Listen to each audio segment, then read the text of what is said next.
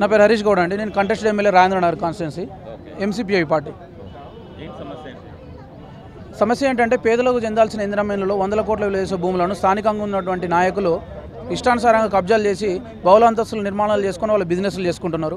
మాలాంటి వ్యక్తులు వచ్చి మాలాంటి నాయకులు వచ్చి అడిగితే మిమ్మల్ని చంపేస్తామని చెప్పి తీవ్ర భయభ్రాంతులకు గురి చేస్తున్నారండి ఈరోజు. సరే మాకు ఎంఆర్ఓ గారు ఉన్నారు కదా, అధికారుల ద్వారా ఏమైనా పని అవుతుందని చెప్పి అధికారుల దగ్గరికి పోయినాం.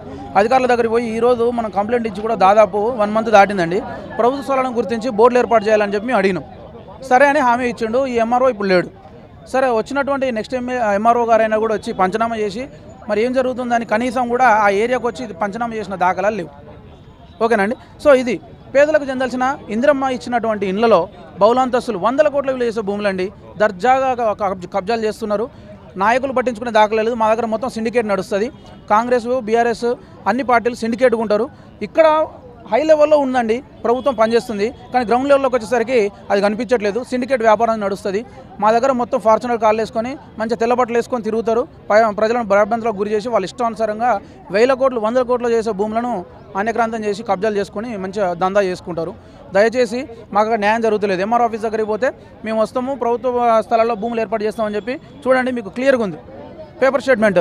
మేమేమి క్రియేట్ చేసింది కాదు కదా సార్. చూడండి, దిశలో నవ తెలంగాణలో కొత్తగా వచ్చిన ఎంఆర్ఓ అప్పుడే ఎంఆర్ఓ సీట్లోకి వచ్చిన తర్వాత ఈ ఎంఆర్ఓకి ఇచ్చిన అప్లికేషన్ అండి. గతంగా ఎన్నో సంవత్సరాల నుంచి ఇలాంటి ఇస్తూనే ఉన్నాం.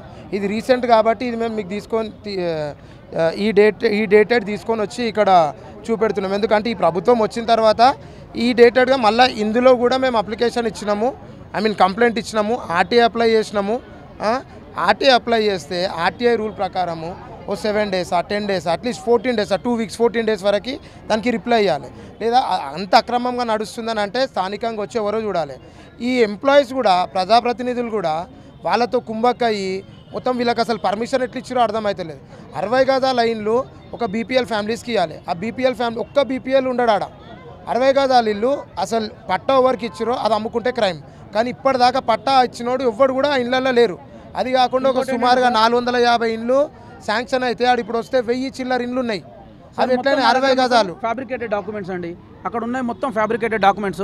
దాదాపు ఒక 300 వరకు ఫ్యాబ్రికేటెడ్ డాక్యుమెంట్స్ ఉంటాయి. దొంగ పట్టాలు, తహసీల్దార్ సంతకం వాళ్ళే పెడతారు, తహసీల్దార్ స్టాంపు వాళ్ళే వేస్తారు. మరి అధికారులు నిద్రపోతున్నారా? మేము ఆల్రెడీ ఎమ్మెల్యే గారి దగ్గరికి పోయి విన్నవించినాము. ఎమ్మెల్యే గారు దాని మీద యాక్షన్ తీసుకుంటా అని చెప్పి ఎమ్మెల్యే చెప్పినా కూడా స్థానికంగా ఉన్న అధికారులు రారు, పట్టించుకోరు, అసలు ఎటువంటి చర్యలు తీసుకోరు. ఇప్పుడు 2 ఎకరాలు చేస్తారండి లేఅవుట్, అది బఫర్ జోన్లో ఉంటుంది, మూసి బఫర్ జోన్లో ఉంటుంది. దాన్ని 8 ఎకరాలకు ప్రొలాంగ్ చేస్తారు. ఉన్నటువంటి అధికారులు కదా, నాయకులు ఏం చేస్తారండి, వాళ్ళ పనులలో వాళ్ళు వెళ్ళిపోతారు. దగ్గర స్థానికంగా ఉన్నటువంటి ఏ ఒక్క ఎంఆర్ఓ కానీ ఆర్డీఓ కానీ 100 సార్లు లెటర్లు ఇచ్చినా సార్ ఆర్డీఓకు, ఒక్క అధికారి కూడా కరెక్ట్గా పనిచేయట్లేడు. అందుకే మేము ఆర్డీఓకు విన్నవించి లెటర్లు ఇచ్చి ఏం చేసినా మా పని కావట్లేదు. సరే ప్రజావానికైనా పోతే మా పని అవుతుంది అని చెప్పి మేము ఇక్కడ రావడం జరిగింది. సరే ఈరోజు elections code of election conduct వల్ల ఇది జరుగుతుందేమో, బట్ మేము ఇచ్చే అభ్యర్థనను తీసుకోండి, 100% లాక్ చేయండి. ఎందుకంటే ఇది ప్రభుత్వానికి సంబంధించిన 1000 కోట్ల 100 కోట్లకు సంబంధించిన భూమి. ఇట్లాంటి వాటి మీద త్వరితగతిన మీరు చర్యలు తీసుకోవాలి. లేకపోతే ఎలక్షన్ కోడ్ వల్ల మీరు జూన్ వరకు ఆగితే ఈ ఉన్న కాస్తంత భూమి కూడా అన్యక్రాంతం అయిపోయి మా దగ్గర కనీసం ఒక డిగ్రీ కాలేజ్ లేదు సార్, ఇంటర్మీడియట్ కాలేజ్ లేదు. చాలామంది పోవాలంటే వాళ్ళకు బస్సులు ఎక్కువ దిగుకుంటూ, పేద ప్రజలకు బస్ పాస్లకు కూడా డబ్బులు లేవు. సరే ఈ గవర్నమెంట్ పుణ్యమని లేడీస్ వరకు వెసులుబాటు ఇచ్చారు, కానీ స్టూడెంట్స్ జెంట్స్ కూడా ఉంటారు కదా, బాయ్స్ కూడా ఉంటారు, వాళ్ళకు ఇబ్బంది అవుతుంది. ఓకేనా, దీన్ని కన్సిడర్ చేయండి. మా దగ్గర విలువ చేసే 100 కోట్ల విలువ చేసే ప్రభుత్వ స్థలాలని వాళ్ళలో ఒక government degree college, intermediate college, గురుకులాలు ఏర్పాటు చేయండి.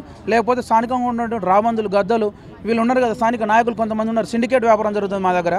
పార్టీలకు అతీతంగా అందరు సిండికేట్ అవుతారు. వ్యాపారం దగ్గరికి వచ్చేసరికి 3 ఎకరాలు లేఅవుట్ చేసి 5 ఎకరాలు చేసుకొని బఫర్ జోన్లలో కూడా ఇండ్లు నిర్మించి ఇగో ఇట్లా 100,000 విలువ చేసే ఎకరాల భూమిని అన్యక్రాంతం చేసి ఎవరికి కాకుండా పేదలకు కాకుండా ఈరోజు ఇందిరమ్మ ఇల్లు ఇచ్చిన పట్టాలలో ఒక్కరు కూడా లబ్ధిదారులు లేరండి.